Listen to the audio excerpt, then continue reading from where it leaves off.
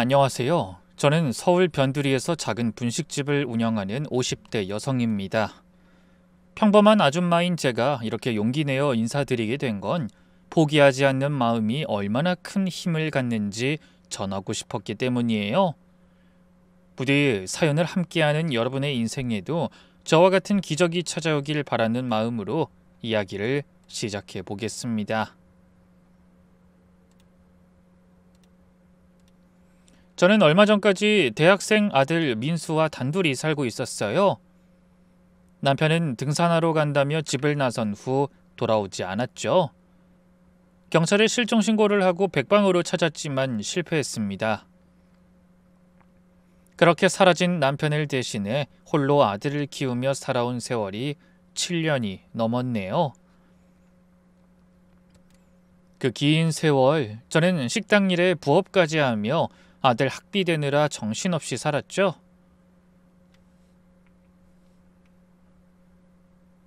그러는 동안 고등학생이던 아들은 대학에 들어가고 군대에도 다녀왔어요. 먹고 사느라 정신없는 시간이었지만 마음 한구석엔 늘 남편에 대한 그리움이 자리 잡고 있었습니다.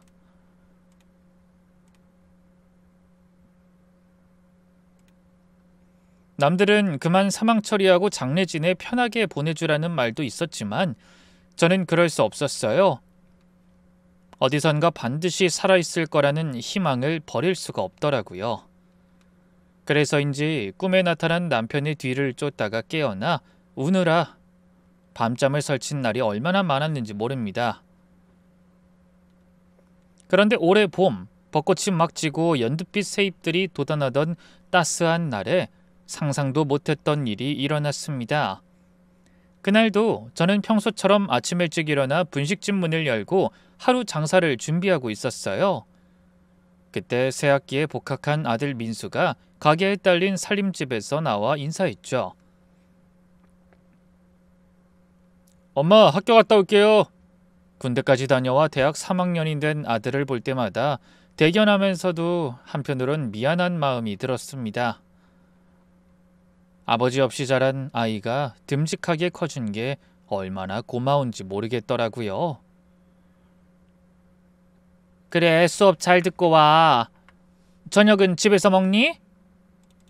아마 7시쯤 올 것 같아요. 근데 엄마, 혹시 괜찮으면 오늘 친구 한 명 데려와도 돼요? 친구? 누구? 윤호라고 저랑 비슷한 시기에 군대 갔다가 이번에 같이 복학했어요. 걔네 부모님이 강원도에 계셔서 서울에서 혼자 자취하거든요. 맨날 편의점 도시락만 먹는다고 해서 엄마 음식 좀 먹이고 싶어서요. 민수의 말에 가슴이 찡했어요. 어머나, 우리 아들이 언제 이렇게 자라서 다른 사람도 챙길 줄 아는 어른이 된 거야? 기특해라. 당연히 괜찮지. 꼭 데리고 와. 엄마가 맛있는 거 해놓을게. 아버지 없이도 잘 자란 아들을 보니 남편이 있었다면 얼마나 자랑스러워했을까. 문득 그런 생각이 들었습니다. 아들이 나간 후 저는 가게에서 장사를 하면서도 저녁 메뉴를 고민했어요. 아들 친구가 온다니 뭔가 특별한 걸 해주고 싶었거든요. 갈비찜, 된장찌개, 잡채, 전 이것저것 준비할 생각으로 오랜만에 마음이 들떴습니다. 저녁 5시쯤 일찌감치 가게 문을 닫고 집으로 들어와 부지런히 요리를 시작했어요. 그동안 혼자 아들을 키우느라 식당 일을 많이 해서 그런지 실력이 많이 늘었답니다. 남편이 있을 때는 성공보다 실패 확률이 높은 요리광의 주부였는데 세월이 흐르며 웬만한 음식은 뚝딱 만들어낼 수 있게 됐죠. 마침 요리 막바지에 접어들었을 때 아들의 목소리가 들려왔습니다. 엄마, 저 왔어요. 현관문이 열리며 민수가 들어왔어요. 뒤따라 낯선 남자아이도 들어왔는데 키가 크고 마른 체격에 순해 보이는 인상이었습니다. 어서 와. 네가 윤호구나. 민수한테 얘기 많이 들었어. 너도 이번에 복학했다며. 네, 초대해 주셔서 감사합니다. 아들의 친구는 깍듯하게 인사했어요. 목소리가 낮고 차분한 게 성격이 조용하고 내성적인 아이 같더군요. 저는 웃으며 아들과 그 친구를 향해 말했습니다. 밥 거의 다 됐으니까 손만 닦고 와라. 상을 차리는 동안 두 아이는 거실 소파에 앉아 이런저런 이야기를 나눴어요. 학교 이야기, 과제 이야기, 교수님 이야기, 평범한 대학생들의 일상적인 대화였죠. 그러다 식탁으로 다가온 아들의 친구가 갑자기 눈을 빛내며 탄성에 가까운 소리를 질렀어요. 와, 어머니 정말 요리 잘하시네요? 이렇게 푸짐한 밥상은 정말 오랜만이에요. 간만에 집밥을 보고 좋아하는 모습이 안쓰러워서 뭐라도 더 챙겨주고 싶은 마음이 들었습니다. 많이 먹어라. 자취하면 제대로 못 먹을 텐데 이따가 반찬 싸줄 테니까 가져가고. 정말요? 감사합니다. 아이가 진심으로 좋아하며 환하게 웃는 것을 보니 제 기분까지 좋아졌어요. 정말 순수하고 착한 아이 같더군요. 밥을 먹으며 이런저런 이야기를 나눴습니다. 윤호야, 부모님은 강원도에서 뭐 하시니? 농장 운영하세요. 소도 키우고 농사도 좀 짓고. 헌데 제 물음을 답하던 아이의 표정이 갑자기 어두워졌어요. 부모님 이야기가 불편한 모양이었죠. 그래서 저도 더는 묻지 않고 다른 이야기로 화제를 돌렸습니다. 민수가 그러던데 너 성적이 아주 좋다며. 장학금도 받는다고. 네, 열심히 하고 있어요. 그렇게 대화를 이어가던 중 윤호가 문득 거실 벽을 바라봤어요. 거기엔 우리 가족 사진이 걸려 있었습니다. 7년 전 남편이 실종되기 한 달 전쯤 찍은 마지막 가족 사진이었죠. 남편과 저, 그리고 고등학생이던 아들이 환하게 웃고 있는 사진이었어요. 순간 윤호의 얼굴이 하얗게 질리는 게 보였습니다. 수저를 들고 있던 손까지 미세하게 떨더니 그만 수저를 떨어뜨리고 말았네요. 죄송합니다. 황급히 수저를 주우려 몸을 숙이는 아들 친구의 모습이 뭔가 이상했어요.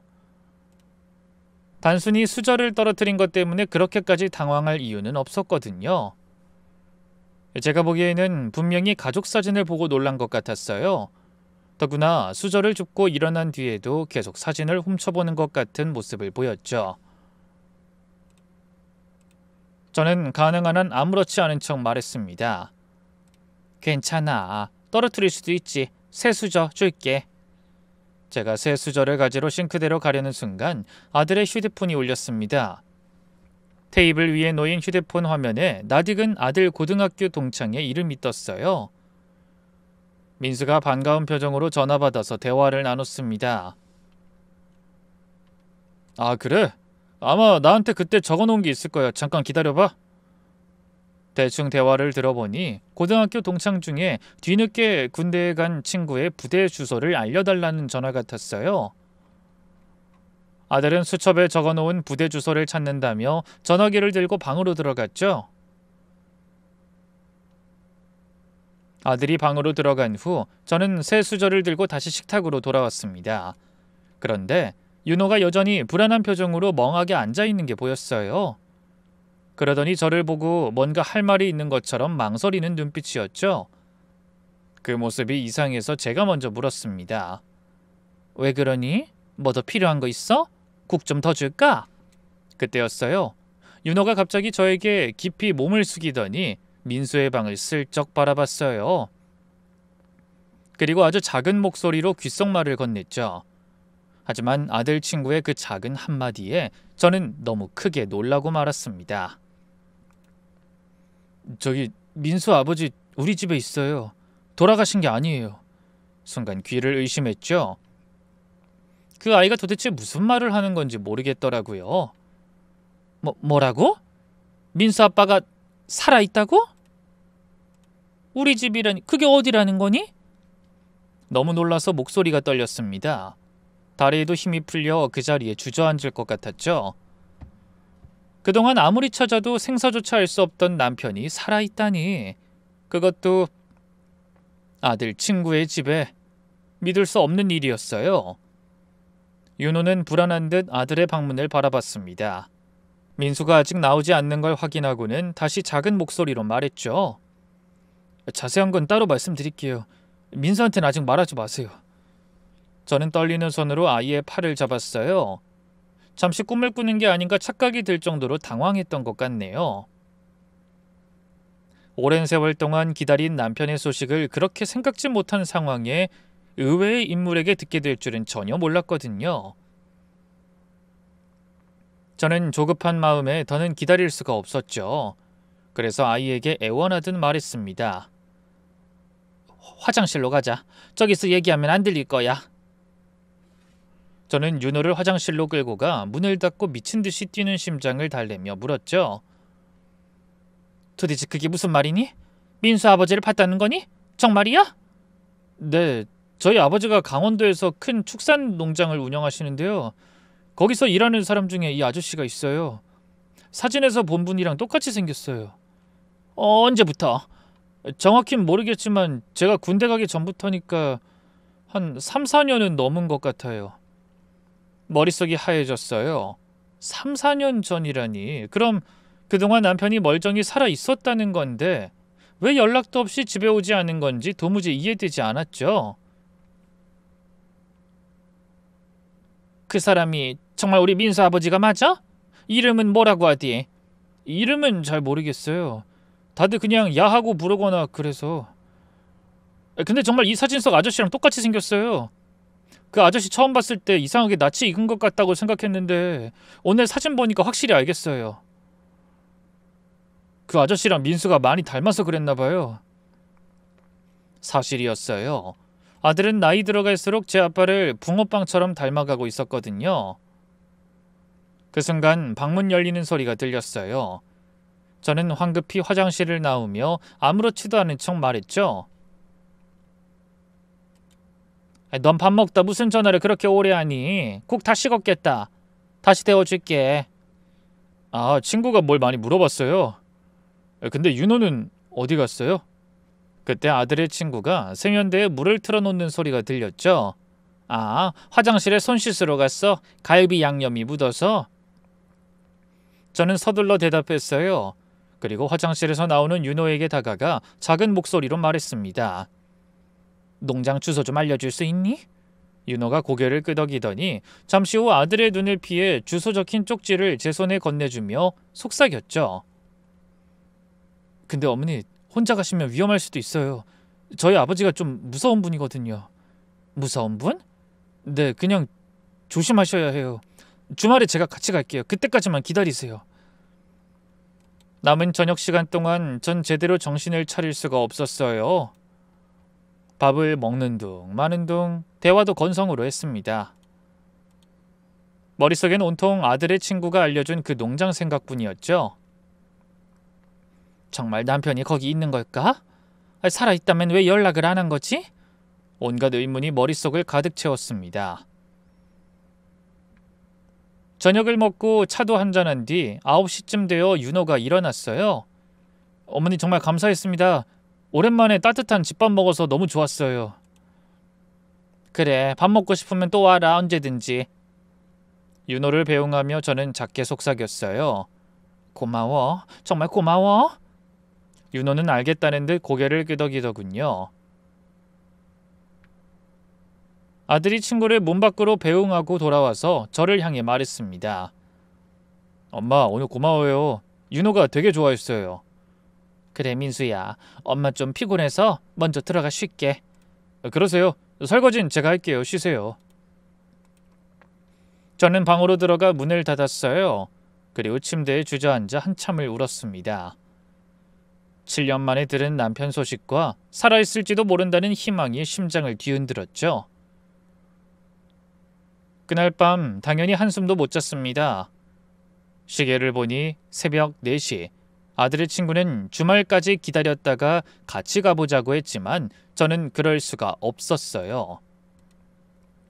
너무 오랜 기다림 끝에 들은 희망적인 이야기라 더는 한순간도 참을 수가 없었죠. 결국 조용히 옷을 갈아입고 아들이 깨지 않도록 조심조심 현관문을 나섰습니다. 분식집에는 개인 사정으로 하루 쉰다는 안내문을 걸었죠. 아침 첫 차를 타고 고속터미널로 향했어요.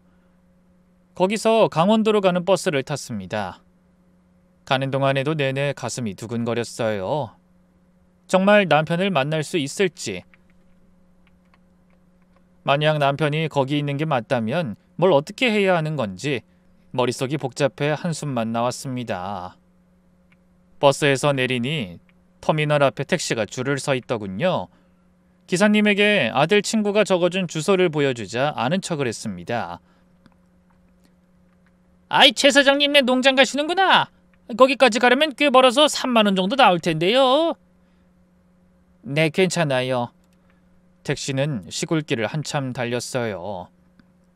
점점 인적이 드물어지고 산과 논밭만 보였습니다. 그러다 드디어 큰 농장이 보이기 시작했어요. 그곳에 남편이 있을지 모른다고 생각하니 심장이 튀어나올 듯 빠르게 뛰었습니다. 택시기사에게 요금을 내자 저를 향해 물었어요. 근데 손님, 여기는 왜 오시는 거예요? 최 사장 친척이신가? 아, 네. 그냥 알아볼 일이 좀 있어서요. 농장은 생각보다 훨씬 컸습니다. 멀리 소 축사가 보이고 그 뒤로 넓은 들판이 펼쳐져 있었죠. 조심스럽게 농장 안으로 들어갔지만 이른 아침이라 그런지 사람이 별로 없었어요. 그때 멀리서 누군가 부지런히 일하는 모습이 보였습니다. 축사 우물을 치우는 것 같더군요. 일꾼의 얼굴이 잘 보이지 않아 조금 더 가까이 다가갔어요. 그러다 그만 그 자리에 얼어붙은 듯 멈춰서고 말았습니다. 아침부터 땀을 흘리며 일하고 있는 건 분명 남편이었어요. 7년 전보다 훨씬 마르고 초췌했지만 틀림없이 행방불명된 제 남편이었습니다. 검게 그을린 얼굴, 푹 꺼진 눈, 희끗희끗해진 머리, 긴 세월만큼이나 많이 변해 있었죠. 하지만 저는 한눈에 알아볼 수 있었네요. 여보, 기훈씨. 눈물이 터져 목소리가 크게 나오지 않았어요. 제 소리를 듣지 못했는지 남편은 고개도 돌리지 않았죠. 침을 꿀꺽 삼키며 좀 더 가까이 다가갔습니다. 하지만 남편은 여전히 축사 청소에만 열중해 있었어요. 마치 로봇처럼 아무 생각 없이 일만 하는 것 같더군요. 저는 눈물을 삼키며 큰 소리로 남편을 불렀습니다. 여보, 민수 아빠, 나 좀 봐요. 그 말에 남편이 드디어 저를 돌아봤습니다. 하지만 그 눈빛은 초점 없이 텅 비어 있었어요. 마치 저를 처음 보는 사람처럼 바라보며 전혀 알아보지 못하고 있었죠. 여보, 나예요, 명자. 설마 날 몰라보는 거예요? 저는 다급한 마음에 남편의 어깨를 잡고 마구 흔들었어요. 하지만 남편은 계속 멍한 눈으로 저를 바라볼 뿐 말이 없었습니다. 그 모습이 너무나 낯설고 무섭더군요. 아무리 봐도 외모는 남편이 분명한데 제가 알던 사람이 아닌 것 같았어요. 한참 만에야 남편이 입을 열었습니다. 아줌마, 누구세요? 남편의 입에서 생각지도 못한 말이 튀어나왔어요. 어눌하고 이상한 말투, 마치 말을 처음 배우는 어린아이가 내뱉는 것 같은 어색함이 느껴졌죠. 게다가 저를 보는 눈빛에는 두려움이 가득했어요. 제가 무서운 사람이라도 되는 것처럼 뒷걸음질을 쳤습니다. 남편이 그럴수록 저는 애가 타서 더욱 가까이 다가서며 물었네요. 여보, 제발 뭐라고 말 좀 해봐요. 나 몰라요? 당신 우리 민수 아빠잖아. 민수 기억나? 저는 울면서 남편에게 매달렸어요. 아무리 생각해도 그냥 시간이 흘러서 저를 못 알아본다는 건 이해가 되지 않았습니다. 분명히 무슨 일이 있었던 게 틀림없었죠. 답답한 마음에 남편의 팔을 잡았다가 깜짝 놀랐습니다. 팔 곳곳에 시퍼런 멍자국이 있었거든요. 오래된 것도 있고 새 것도 있었어요. 옷을 살짝 들춰보니 등에도 상처들이 가득했습니다. 아니 여보, 이게 어떻게 된 거야? 누가 당신한테 이런 짓을 했어? 하지만 남편은 여전히 두려운 표정으로 엉거주춤 제 손길을 거부했죠. 바로 그때였어요. 갑자기 우렁찬 남자의 목소리가 들렸습니다. 거기 누구야? 여기가 어디라고 함부로 들어와? 깜짝 놀라 고개를 돌려보니 덩치 큰 중년 남자가 성큼성큼 다가왔죠. 씩씩거리면서 인상을 잔뜩 쓰고 다가오는 게 화가 많이 난 것 같았어요. 순간 긴장으로 온몸이 굳어버리는 것 같았죠. 아들의 친구가 얘기했던 무서운 아버지, 즉 농장주가 틀림없었어요. 저는 침을 꿀꺽 삼키며 입을 열었습니다. 저는 이 사람한테 볼 일이... 뭐야? 당신 누군데 남의 일꾼한테 손을 대고 있어? 남자가 거칠게 제 손을 뿌리치더니 남편을 자기 뒤로 숨기며 소리쳤어요. 이 사람은 우리 집 일꾼이야. 함부로 말 걸지 말고 당장 꺼져! 물론 저도 겁이 났지만 그대로 물러설 수 없다는 생각에 이를 악물었습니다. 아니에요. 이 사람은 내 남편이에요.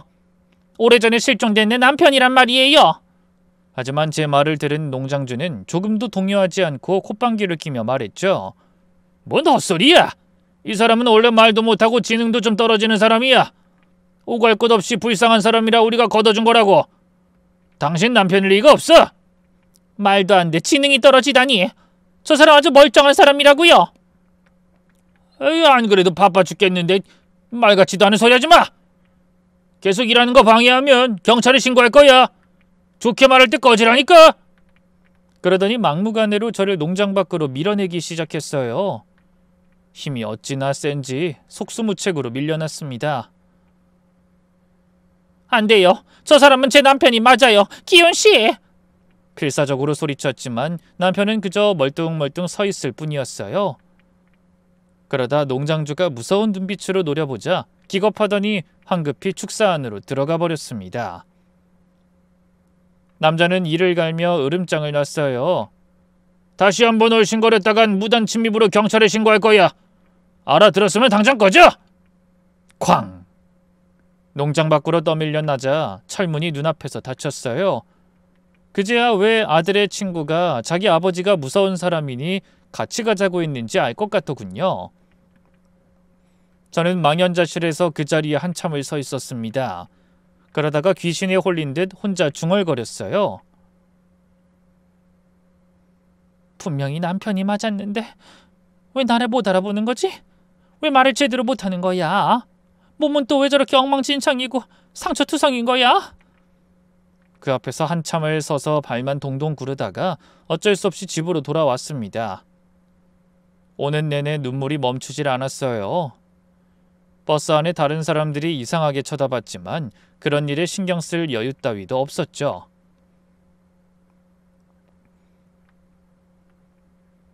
집에 도착하니 다행히 아들은 학교에 가고 없었어요. 저는 방에 들어가 이불을 뒤집어 쓰고 펑펑 울었습니다. 남편이 살아있다는 건 기뻤지만 저를 알아보지 못한다는 충격과 슬픔이 뒤섞여 가슴이 찢어질 것 같더군요. 그렇게 한참을 울다가 정신을 차렸어요.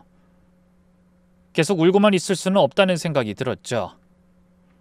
무슨 사연이 있는지 모르지만 남편을 데려와야 했어요. 하지만 농장주가 분명한 남자의 기세를 보니 저 혼자서는 안 되겠다는 생각이 들더군요. 그때 문득 친정 조카가 떠올랐어요. 큰언니의 아들이 경찰인데 얼마 전에 강력계로 발령받았다는 말을 들은 것 같았죠. 저는 얼른 휴대폰에서 조카의 전화번호를 찾아 연락해봤어요. 이모 잘 지내시죠? 근데 목소리가 왜 그래요? 무슨 일 있어요? 정훈아, 저기 말이야, 그 이모부를 찾았어. 네? 그게 무슨 말씀이세요? 이모부를 찾았다뇨? 조카도 놀란 목소리였어요. 저는 울먹이며 그날 있었던 일을 처음부터 끝까지 다 얘기했습니다. 민수 친구가 집에 왔다가 사진을 보고 남편의 거처를 알려준 것부터 농장에 가서 본 남편의 모습까지요. 조카도 저 못지않게 흥분한 것 같았지만 이내 경찰의 특유의 차분함을 되찾은 듯 보이더군요. 이모 일단 진정하세요. 제가 내일 쉬는 날이니까 같이 가볼게요. 인적도 드문 곳에 있는 농장이면 혼자는 위험할 수도 있어요. 정은아, 근데 이모부가 날 못 알아봐. 말도 제대로 못하고. 아니, 말하는 법을 잊은 사람처럼 어눌하게 말하더라. 무슨 일이 있었던 것 같아. 네, 알겠어요. 일단 내일 다시 가서 확인해 봐요. 제가 그 농장에 대해 좀 알아보고 갈게요. 그 문자 메시지로 주소 남겨주세요. 아 참, 아직 뭐가 어떻게 된 건지 모르니까 아무한테도 말씀하지 마세요. 아셨죠?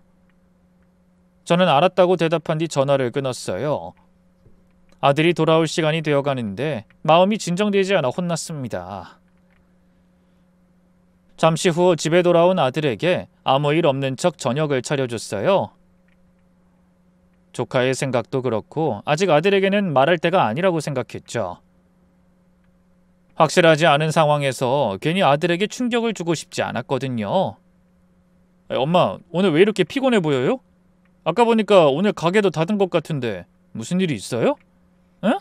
아니야. 별건 아니고 예전 친구 만날 일이 좀 있어서 바빴어. 아들의 걱정스러운 눈빛이 마음을 더 아프게 했어요. 아들에게 10대 때 헤어진 아버지를 만났다고 하면 어떤 표정을 지을지 마음이 착잡했죠. 다음 날 아침, 조카가 차를 가지고 집 앞으로 왔어요. 민수는 이미 학교에 간 후였습니다. 이모, 준비됐어요? 일단 가서 확인해 봐야죠. 그래, 고맙다. 쉬는 날 일부러 시간 내주고. 이모부 찾는 일인데 당연히 제가 나서야죠. 어릴 때 저한테 정말 잘해주셨는데. 차를 타고 강원도로 향하는 동안 전날 일에 대해 이것저것 묻더군요. 이모부가 확실한데 그 농장주가 일꾼이라고 했다는 거죠? 응. 원래부터 말도 못하고 좀 부족한 사람이라 걷어줬다고 하더라. 수상하네요. 그리고 몸에 상처가 많았다고요? 그래. 오래된 것도 있는 것 같고 새로 생긴 것도 있는 것 같았어. 멍도 많고. 정훈아, 이게 도대체 무슨 일이니? 일단 가서 정확히 상황을 봐야 알 것 같아요. 이모는 뒤에 계세요. 제가 먼저 얘기해 볼게요. 농장에 도착하자 조카가 당당하게 정문으로 들어가서 경찰 신분증을 꺼내 들었습니다. 안녕하세요. 서울에서 온 김정훈 형사입니다. 농장주님 계신가요? 직원이 눈을 가늘게 뜨고 저희를 노려보더니 다급하게 안으로 들어갔어요. 그리고 곧 농장주가 나오더군요. 전날과는 달리 경찰이 왔다는 말에 조금 당황한 표정이었습니다. 하지만 이내 아무렇지 않은 얼굴로 물었죠. 무슨 일로 오셨습니까? 그 말에 조카가 사무적인 말투로 대답했어요. 실종자 관련해서 확인할 일이 있어서 왔습니다. 어제 여기서 실종된 사람을 봤다는 제보가 들어왔어요. 조카의 말을 들은 농장주가 갑자기 인상을 구기며 당당하게 말했습니다. 저 아줌마 또 왔구만. 내가 어제도 그렇게 알아듣게 말했는데 그 사람 저 아줌마 남편 아니에요. 원래 무연고자예요. 혹시 어떤 경로로 이곳에 오게 됐는지 알 수 있을까요? 그게 일할 사람이 필요하다고 했더니 그 3년 전에 아는 사람이 소개해줬어요. 어떤 분이 소개해 주셨는지 연락처 좀 알 수 있을까요? 조카는 경찰답게 매서운 눈빛으로 농장주를 압박했습니다. 그때까지 태연한 척하려 애쓰던 남자가 조금씩 말을 더듬기 시작했어요. 지금은 그 연락이 안 돼요. 그 일꾼도 어디서 데려온 건지 잘 모르겠고. 그럼 일단 일꾼이라는 그분을 좀 만나봐야겠네요. 신원 확인을 해야 하니까요. 지금 일하러 나갔어요. 다음에 오시는 게. 지금 당장 만나야 합니다. 어디서 일하는지 알려주세요. 농장주의 기세도 대단했지만 그런 남자를 휘어잡는 조카를 보니 역시 경찰은 경찰이라고 생각이 들더군요. 남자는 마지못해 저희를 농장 뒤편으로 안내했습니다. 넓은 들판에서 남편이 혼자 풀을 베고 있었죠. 가까이 다가가자 저희를 본 남편이 전날처럼 두려워하는 눈빛을 보였습니다. 조카는 조심스럽게 다가가 공손하게 말했어요. 안녕하세요, 경찰입니다. 잠깐 얘기 좀 할 수 있을까요? 하지만 남편은 고개를 숙이고 뒷걸음질 치더군요. 이모 한번 불러보세요. 저는 천천히 남편에게 다가갔어요. 여보, 나예요, 명자. 무서워하지 마. 우리가 도와주러 온 거니까. 남편은 여전히 저를 알아보지 못했습니다. 하지만 제 얼굴을 보자 조금 안심하는 것 같은 느낌도 들었어요. 이번엔 조카가 한 발 더 가까이 다가서며 물었죠. 이모부, 저 정훈이에요. 기억나세요? 이모 조카 정훈이요. 하지만 그 말에 남편은 그저 고개만 흔들 뿐 다른 반응은 없었습니다. 조카는 농장주를 바라보며 힘주어 말했어요. 일단 이분을 병원에 모시고 가서 검사를 받아봐야 할 것 같습니다. 검사는 무슨 검사요? 안 돼요. 그 사람 우리 직원이에요. 함부로 데려갈 수 없어요. 하지만 조카도 물러서지 않았죠. 왜 그렇게 펄쩍 뛰죠? 아무래도 이상하네요. 혹시 다른 무연고자들도 있는지 확인해 봐야겠네요. 그 말에 농장주의 얼굴이 하얗게 질렸어요. 다른 사람은 없어요. 정말인가요? 그럼 지금 확인해 봐도 되겠네요. 그러더니 조카가 거침없이 농장을 둘러보기 시작했어요. 그런데 그 순간 축사 옆 낡은 컨테이너에서 사람들이 나오는 게 보였습니다. 작은 컨테이너 2개에서 모두 5명이 나오더군요. 다들 저희 남편처럼 초췌하고 무기력한 모습이었죠. 조카가 날카로운 표정으로 물었어요. 이분들은 누구신가요? 그 사람들도 일꾼들이에요. 다들 갈 곳 없어서 우리가 걷어준 겁니다. 저는 신원 확인이 필요하겠네요. 그리고 감금 혐의가 없는지도 조사해야겠습니다. 조카는 즉시 인근 경찰서에 지원을 요청했어요. 30분 후 경찰차 여러 대가 농장에 도착했습니다. 최덕배 씨, 감금 및 강제노역 혐의 조사차 함께 가셔야겠습니다. 경찰들이 농장주와 그 아내를 체포했어요. 그리고 농장에 있던 피해자들을 모두 병원으로 이송했습니다. 저는 내내 남편의 곁을 지켰죠. 남편은 여전히 멍한 표정이었지만 제가 손을 잡자 거부하지는 않았습니다. 너무나 오랜 기다림 끝에 맞잡은 남편의 손을 보며 저는 또 눈물을 흘렸어요. 앙상하게 말라 뼈만 남은 것도 모자라 상처와 물집으로 여기저기 갈라져 있더군요. 시내 종합병원에 도착해 일꾼 모두 기본적인 건강 상태와 정신과 검사를 진행했습니다. 복도에서 남편이 검사받고 나오길 기다리는 저에게 조카가 말했어요. 이모, 이제 민수한테 이야기해도 될 것 같아요. 혹시나 해서 나중에 말하려고 했는데 제가 보기에도 틀림없이 이모부가 확실해요. 조카의 말에 고개를 끄덕였어요. 저는 한숨을 쉬며 모든 사실을 알리기 위해 아들에게 전화를 걸었습니다. 민수야, 엄마다. 지금 어디니? 학교에서 막 나왔는데 왜요? 무슨 일 있어요? 민수야, 엄마가 할 이야기가 있어. 지금 강원도에 있는 병원인데 여기로 좀 올 수 있겠니? 강원도요? 아니, 거긴 왜... 엄마 어디 다친 거예요? 아니야, 엄만 괜찮아. 민수야, 잘 들어. 너희 아빠를 찾았어. 전화기 너머로 아들이 놀라서 숨을 들이마시는 소리가 들렸습니다. 뭐라고요? 아빠요? 그래, 멀쩡히 살아계셨어. 지금 병원에서 검사받고 있다. 빨리 와. 아들은 아무 말 없이 전화를 끊었어요. 아마 전화를 끊고 정신없이 병원으로 오고 있을 거라는 생각이 들더군요. 그리고 몇 시간 뒤 아들이 병원에 도착했어요. 어디서부터 뛰어왔는지 헐떡이고 있더군요.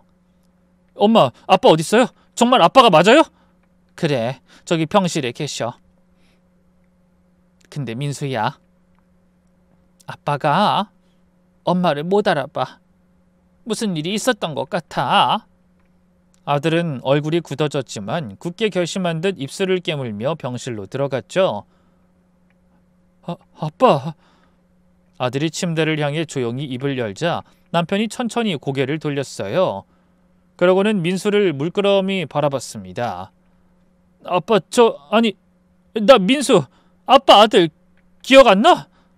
아들은 마치 어린 시절로 돌아간 듯 아이 같은 말투로 남편에게 말을 건넸어요. 그런 아들의 눈에서 눈물이 흘렀습니다. 극적으로 만난 아버지가 자신을 못 알아본다는 게 얼마나 가슴 아플지 저도 눈물이 났죠. 그런데 그때 놀라운 일이 벌어졌어요. 남편의 입에서 뜻밖의 말이 나온 겁니다. 민수. 아주 작고 어눌했지만 분명 민수라고 하는 게 들렸습니다. 그 자리에 있던 저와 아들 그리고 조카 모두 깜짝 놀랐죠.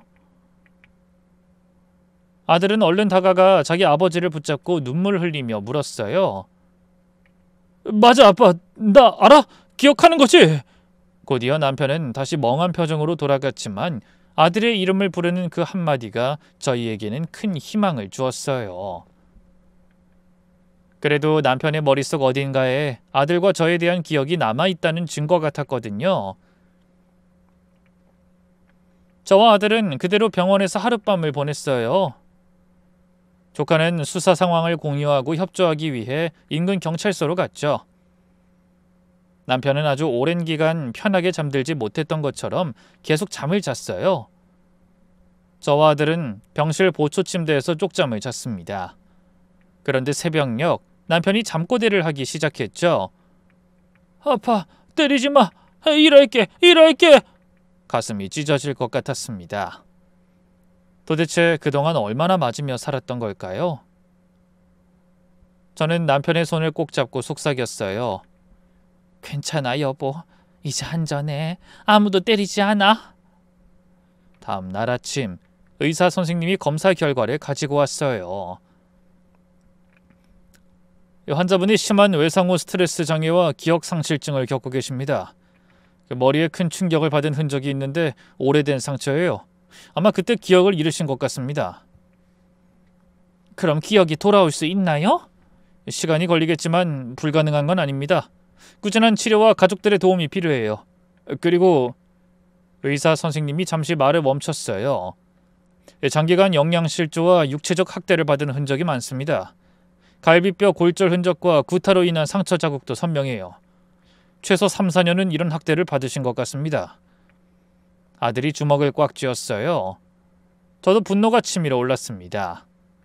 그때 조카에게서 전화가 왔어요. 이모, 역시 그 농장주 아주 악질이었어요. 그래? 네, 그동안 무용고자나 지적장애인들을 데려다가 강제 노동을 시켰더라고요. 무임금으로 노동력만 착취하고 가축보다 못한 대접을 했어요. 컨테이너 상태가 도저히 사람이 살 수 있는 환경이 아니었어요. 완전 현대판 노예제였다니까요. 저런 천벌받을 인간! 조카는 흥분해서 이를 갈며 계속 설명했어요. 그뿐만이 아니에요. 농장에 있던 피해자들 증언을 들었는데 매일 새벽 4시에 일어나서 밤 10시까지 일을 시켰대요. 그러면서 밥은 하루에 한 끼 겨우 주고 조금만 실수해도 때리는 건 예사였나 봐요. 아니 도대체 너희 이모부가 왜 그런 곳에 있었던 걸까? 이모부는 3년 전에 어떤 브로커를 통해 농장으로 팔려온 것 같아요. 그전에는 여러 시설을 전전했고요. 신원을 알 수 없으니까 이리저리 떠돌다가 결국 최덕배한테 간 거죠. 그 농장주 말이에요. 브로커라니. 아니 그럼 사람을 사고 판단 말이야? 네, 지금 그 브로커도 추적 중이에요. 아마 이모부랑 그 농장 일꾼들 말고도 더 많은 피해자가 있을 거예요. 그때 잠만 자던 남편이 눈을 떴습니다. 그러다 저희를 보고 또다시 겁에 질린 표정을 지었죠. 저는 부드럽게 남편을 바라보며 말했어요.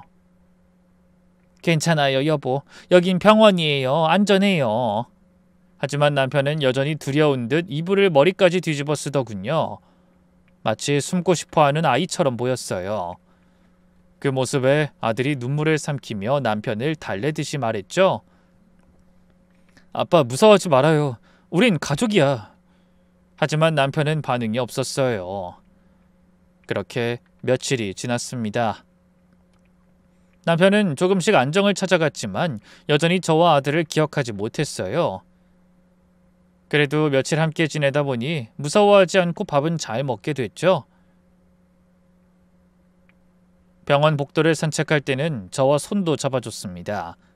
그러던 어느 날 서울에서까지 수사를 이어가던 조카가 급한 소식을 안고 찾아왔더군요. 이모, 경찰서에서 이모부 사건을 확대해서 수사하고 있는데 7년 전 실종 당시 이모부가 올라가던 등산로로 수상한 남자 2명이 따라가는 걸 본 사람이 있나 봐요. 어머나, 그래? 아니 근데 왜 그땐 그런 말을 안 한 거지? 아이, 그 사람들이 유명한 동네 건달인가 봐요. 그래서 말 한 번 잘못했다가 보복이라도 당할까봐 주민들이 다들 쉬쉬한 모양이에요. 근데 이번에 재수사 들어간다고 하니까 용기 내서 익명으로 누군가 제보했나 봐요. 뭐? 아니, 건달? 네, 장만식이랑 오태수라는 놈인데 그 동네에서 소문난 양아치들이래요. 도박이랑 폭행으로 전과도 있고요. 심장이 쿵쿵 뛰기 시작했어요. 설마 그놈들이 민수 아빠를? 그놈들 지금 어디 있니? 아직도 그 동네에 살아요.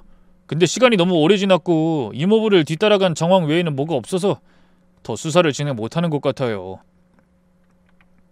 이모부가 기억을 되찾아서 증언하시면 좋겠는데. 하지만 남편은 여전히 멍한 상태였고 언제 돌아올지 모를 기억에만 기대어 있으려니 답답한 생각이 들었죠. 그런데 며칠 후 조카가 전화를 걸어 신기한 말을 꺼냈습니다. 이모, 혹시나 하고 그 이모부 사건을 최면 수사하는 게 어떨까 하는데요. 처음 듣는 것 같은 낯선 단어에 저는 고개를 갸웃거렸어요. 그게 무슨 말이니? 최면? 그 드라마에 나오는 것처럼 잠을 자기 위해서 기억을 묻는 거 말이니? 뭐 대충 맞아요. 범죄 현장에서 물리적인 증거가 부족할 때 피해자나 목격자의 기억을 되살려서 단서를 찾는 거예요. 실제로 강력 사건에는 많이 활용되고 있어요. 어머나, 그런 게 진짜로 이용되는구나. 그럼 우린 어떻게 해야 하니? 제가 협조를 구해서 그쪽 분야 전문가를 모시고 갈 거예요. 그 병원 측에도 이미 얘기해놨고 그 이모는 그냥 이모부 마음만 편하게 돌봐주고 계시면 돼요. 그리고 다음 날 정말 조카가 최면 수사 경험이 있는 정신과 의사를 대동하고 남편이 입원한 병원에 찾아왔어요. 처음에는 낯설어 두려워하던 남편도 제가 반복해서 설명하며 안심시키자 마음의 준비가 된 듯했죠. 저희는 떨리는 마음을 안고 최면이 되는 과정을 지켜봤습니다. 의사는 남편에게 최면을 건 뒤 나직한 목소리로 행복했던 기억에 관해 물었어요. 우리 아들 민수가 태어났어요. 너무 행복해요. 남편의 말에 저와 아들은 손을 맞잡고 눈물을 흘렸습니다. 이번엔 가장 두려운 순간을 물었어요. 그랬더니 남편이 마치 그날로 돌아간 듯 몸을 부들부들 떨며 고통스러워했습니다. 저는 차마 그 모습을 볼 수 없어 고개를 돌렸죠. 그때였어요. 남편이 비명을 지르며 눈물을 흘렸습니다. 안 돼! 그러지 마! 제발! 온몸에 땀을 흘리며 괴로워하고 있는 남편을 보던 의사가 물었죠. 무슨 일인가요? 기훈 씨, 누가 당신을 괴롭히나요? 험상궂은 남자들이 따라왔어요. 저한테서 가방을 가져가고 지갑을 빼앗았어요. 그래서요. 기훈 씨는 뭐라고 했어요? 하지 말라고 돌려달라고 했는데 그 남자들이 나를... 괜찮아요. 그 사람들 얼굴이나 옷, 뭐 특별한 게 기억나는 걸 말해줄래요? 내가 지갑을 빼앗기지 않으려고 하니까 당황한 것 같았어요. 한 명이 다른 남자한테 소리쳤어요. 밀어버리라고 만식아! 남편의 입에서 자신을 해코지한 일당 중 한 명의 이름이 나왔어요. 조카가 말했던 그 동네 건달의 이름과 일치했죠. 하지만 의사는 동요하지 않고 계속 천천히 질문했습니다. 그래서 그 사람들이 어떻게 했어요? 나를 밀었어요. 그냥 죽이자고 하면서 절벽에서. 그리고 앞이 캄캄해졌어요. 머리가 깨질 것 같아요. 괜찮아요. 이제 다 괜찮아질 거예요. 그렇게 최면 수사가 끝나고 남편은 땀과 눈물이 범벅이 된 채 깨어났습니다. 저는 남편에게 달려가 매달리며 눈물을 흘렸죠. 7년 전 그날 산행하러 갔던 남편은 강도를 만나 죽을 위기에 처했던 겁니다. 최면 수사 과정은 모두 녹화되었고 조카는 그 즉시 경찰서에 연락해 장만식과 오태수를 긴급 체포하라고 했어요. 그로부터 이틀 후 놀라운 소식이 전해졌습니다. 이모, 장만식이 자백했어요. 정말? 뭐라고 했는데? 당시에 도박 빚이 많아서 돈이 급했대요. 그러다 혼자 산에 오르는 이모부를 보고 따라갔다는 거예요. 지갑을 빼앗으려고 했는데 이모부가 반항하니까 절벽적으로 밀어버렸대요. 최면에서 나온 상황과 일치해요. 오태수와 같이 범행한 것도 인정했고요. 세상에 저런 죽일 놈들! 온몸이 떨렸습니다. 돈 몇 푼 때문에 사람의 목숨을 빼앗으려 하다니. 그놈들 지금 어디 있어? 구속됐어요. 강도 및 살인 미수로 기소될 거예요. 옆에서 통화 소리를 듣던 아들이 울면서 말했어요. 그놈들 때문에 아빠가 7년 동안 고생한 거잖아. 우리 가족이 다 망가진 거잖아. 도저히 용서 못해요. 가만둘 수 없다고요. 민수야, 진정해. 이제라도 진실이 밝혀진 게 다행이야. 하지만 저도 분노를 참기 힘들었어요. 그놈들만 아니었다면 남편은 무사히 집에 돌아왔을 거고 우리는 평범한 가족으로 살았을 텐데. 병실로 돌아가니 남편이 멍하니 창밖을 보고 있었습니다. 여보, 이제 기억나? 그놈들이 밀어서 떨어진 거 기억나? 남편이 천천히 고개를 끄덕였어요. 그리고는 더듬더듬 말했습니다. 머리 아팠어. 피 많이 났어. 그래, 머리를 다쳤구나. 그래서 기억을 잃은 거야.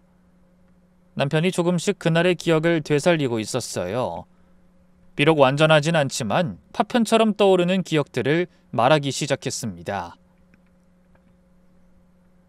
때렸어. 많이 아팠어. 남편의 눈에서 눈물이 흘렀어요. 그 고통스러운 기억들이 되살아나는 것 같았습니다.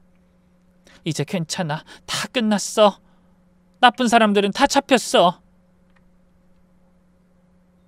제가 남편을 끌어안으며 말하자 남편이 제 품에서 어린아이처럼 울었습니다. 그로부터 며칠 후 남편의 상태가 조금 더 좋아졌어요. 말도 조금씩 늘고 저와 아들을 보면 미소도 지었습니다. 비록 완전히 기억하진 못하지만 우리가 가족이라는 걸 느끼는 것 같았어요.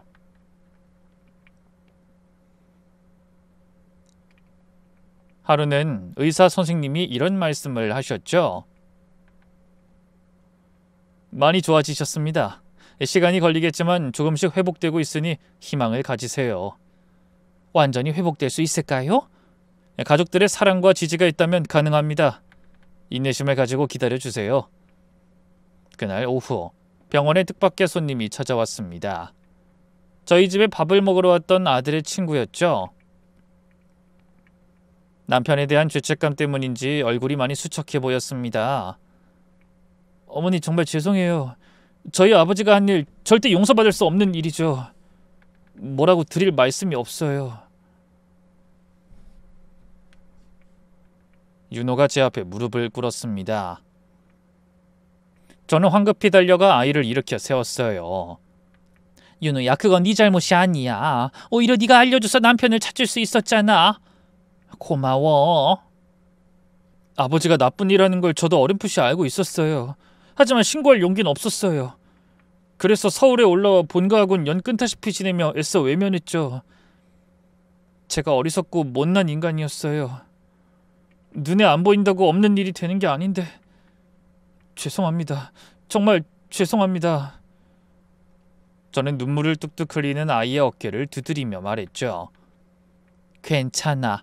지금이라도 용기를 내줘서 더 큰 피해를 막을 수 있었어. 네 용기 덕에 고통받던 사람들이 풀려나 자유를 찾게 된 거야. 그래도 윤호는 여전히 눈물을 흘리며 고개를 숙였어요. 제가 아저씨 치료비라도 도와드리고 싶어요. 아르바이트해서라도. 그럴 필요 없어. 넌 그냥 네 인생을 열심히 살면 돼. 부모의 잘못을 네가 대신 짊어지려고 할 필요는 없다. 아들도 다가와 울고 있는 친구를 토닥였어요. 윤호야, 울지 마. 네 덕에 아빠를 찾았잖아. 만약에 네가 가족의 허물을 감추려고 모른 척했다면 우리 아빠는 아직도 그 짐승만도 못한 생활을 계속하고 계셨을 거야. 넌 우리 가족의 은인이야. 그날 저녁 윤호를 바래다주고 돌아온 아들이 품에서 뭔가를 꺼내놓으며 웃었어요. 아빠, 이거 기억나요? 아빠가 좋아하던 전기구이 통닭이잖아. 친구 보내고 터미널에서 돌아오는 길에 이게 보여서 택시에서 내려서 사왔어요. 아빠도 닭다리 좋아하는데 항상 나한테 양보했죠. 오늘은 원 없이 다리 2개 다 아빠 드세요. 그 말에 남편이 눈을 빛내며 통닭을 입에 가득 넣고 말했어요. 맛있어. 그래, 당신이 제일 좋아하던 거야. 우리 아들이 그걸 잊지 않고 있었네. 남편이 저와 아들을 보며 희미하게 웃었어요. 그 미소에서 옛날 남편의 모습이 조금 보이는 것 같았죠. 그 뒤로 수사는 급물살을 탔고 남편의 7년간의 행적도 조금씩 밝혀졌어요. 알면 알수록 충격적인 내용들이었습니다. 조카는 심각한 얼굴로 수사 상황을 전했어요. 그날 등산 갔던 산에서 습격당한 이모부는 약 15m 아래로 굴러떨어졌어요. 온몸을 크게 다쳐서 의식을 잃었고 장만식과 오태수는 이모부가 죽은 줄 알고 지갑과 가방, 휴대폰을 챙겨서 도망쳤어요. 손이 떨렸습니다. 그런 일을 당한 남편이 얼마나 무서웠을지 생각하면 피눈물이 나는 심정이었어요. 조카는 계속 말을 이어갔습니다. 다행히 다음날 아침 등산객이 이모부를 발견했어요. 119가 출동해서 인근 병원으로 이송했는데 조카가 병원 기록을 보여줬죠. 강원도 춘천의 한 병원이었어요. 이모부는 심한 외상으로 수술받았고 3주간 의식이 없었대요. 깨어났을 때는 완전히 기억을 잃은 상태였고요. 그 인간들이 지갑이랑 휴대폰 같은 걸 다 가져가 버려서 신원을 확인할 수가 없었던 거구나. 네, 일부러 그랬겠죠. 신원도 확인이 안 되고 이모부가 말도 제대로 못하는 상태였으니까. 병원에서는 무연고자로 처리했고요. 2달 정도 치료받은 후에 시설로 보내졌나 봐요. 근데 바로 거기서부터 불법 거래가 시작된 거죠. 조카가 또 다른 서류 하나를 보여줬습니다. 그 시절 원장이 브로커였어요. 무연고자나 지적장애인들을 농장이나 공장, 원형어선 같은 데 팔아넘기는 일을 했대요. 이모부도 그렇게 여러 곳을 전전한 거죠. 그 브로커도 당연히 처벌받을 거예요. 여러 곳이라면 어디 있었다는 거니? 처음엔 경기도의 돼지농장, 그 다음엔 충북의 과수원. 그렇게 떠돌다 3년 전에 최덕배의 농장으로 간 거예요. 그 농장주 진짜 악독해요. 장애인들을 부려먹고 때린 것도 부족해서 나라에서 나오는 지원금까지 빼돌리고 소액이지만 지적장애인 명의로 대출까지 받았나 봐요. 아니 어떻게 그런 짓까지. 진짜 인간이길 포기했구나. 민수 친구는 선한 아이인데 어떻게 그런 부모 밑에서 착하게 잘 자랐는지 모르겠다.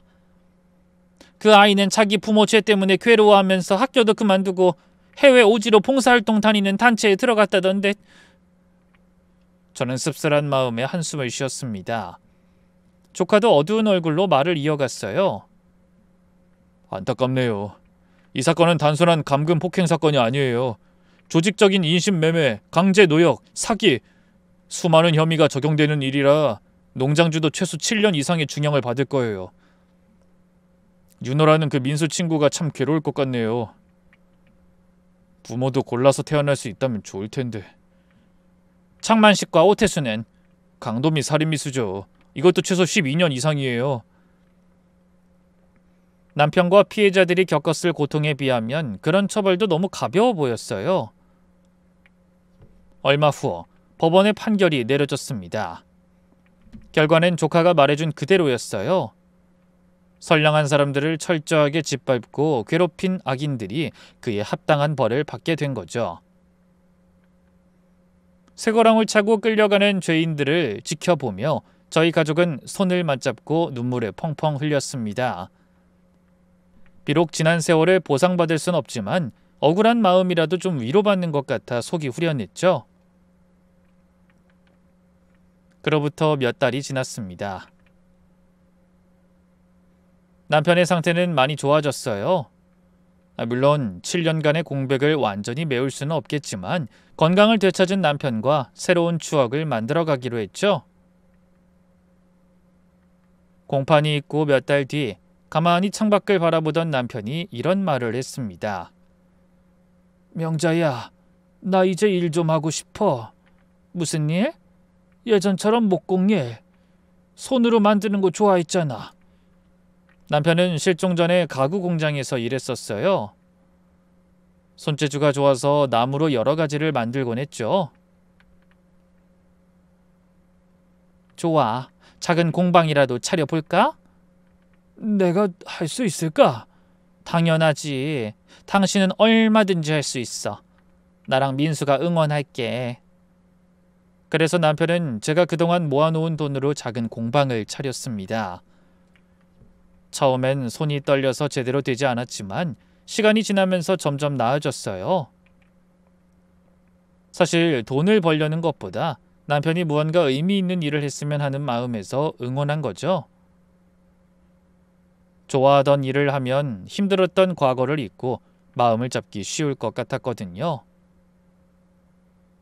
생각했던 대로 공방을 시작하고 나서 남편은 훨씬 안정적으로 보였어요. 가끔 저에게 깜짝 선물로 생활에 유용한 이런저런 물건을 만들어주기도 하죠. 비록 아직 큰 돈을 벌거나 완벽히 가장의 역할로 돌아오진 못했어요. 하지만 전 남편이 살아 돌아준 것만으로 너무나 감사합니다. 얼마 전 저희 가족은 7년 만에 여행을 떠났습니다. 남편이 끝없는 수평선을 바라보며 그간의 힘들었던 기억을 모두 털어냈으면 하는 마음이었죠. 파도와 함께 저와 아들의 눈물도 모두 바다로 흘러가 앞으로는 웃을 일만 가득하길 빌었습니다. 그런 제 바람을 아는지 남편도 무척 즐거워하더군요. 환하게 웃는 남편의 모습을 보며 저는 생각했어요. 인생은 참 예측할 수 없구나. 절망의 끝에서도 희망은 있고 포기하지 않으면 기적은 일어나는구나.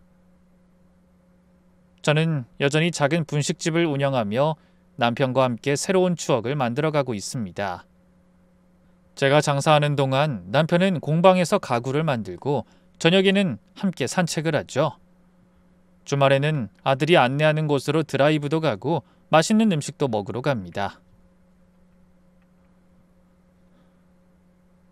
어쩌면 남들에게는 너무나 평범하게 여겨질 하루하루가 저희에게는 그 어떤 선물보다도 더 감사하고 귀하답니다. 가끔 과거를 떠올리면 아직도 가슴이 아파요. 남편이 겪은 고통, 저희 가족이 겪은 아픔, 하지만 이제는 그 아픔을 딛고 더 단단한 가족이 되었죠. 그리고 저에게 지금 가장 중요한 건 저희 가족이 다시 함께할 수 있다는 사실입니다. 부족하고 완벽하지 않아도 좋아요. 서로의 곁에서 숨결을 느끼며 사랑하며 살아갈 수 있다는 것보다 더한 축복은 없으니까요. 남편도 이런 제 마음과 같은지 요즘 자주 하는 말이 있어요. 명자야, 난 매일이 너무너무 감사해. 눈 뜨면 당신이 있고 민수가 있고 더는 바랄 게 없어. 나도 그래요. 당신이 그 힘든 시간 견디고 살아 돌아와줘서 다시 나랑 민수 곁에서 평범한 일상을 함께할 수 있어서 너무너무 고마워요. 혹시 지금도 과거의 저처럼 사랑하는 사람을 잃어버리고 절망하신 분이 계실까요? 그렇다면 절대 포기하지 말라고 말씀드리고 싶어요. 기적은 누구에게나 일어날 수 있습니다. 저와 아들이 그랬듯이 언젠가는 여러분에게도 행복이 다시 찾아올 거예요. 멀지 않은 그날을 위해 오늘도 부디 건강 잃지 마시고 굳세게 살아가시길 부탁드립니다. 감사합니다.